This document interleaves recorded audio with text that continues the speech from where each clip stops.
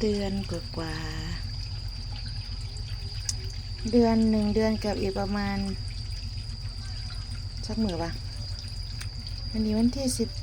18 1 เดือนกับ5 วันปลาของเรา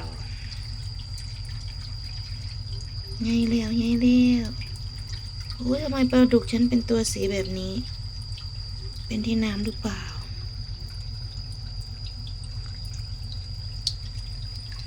ประมาณ3 เดือนแล้วค่อยดูว่ามันพอปิ้งได้ยัง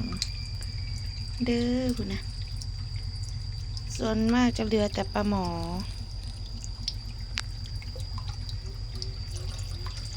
ปลาดุกยังประมาณถึง10 ตัวชืดๆไปหมดแล้ว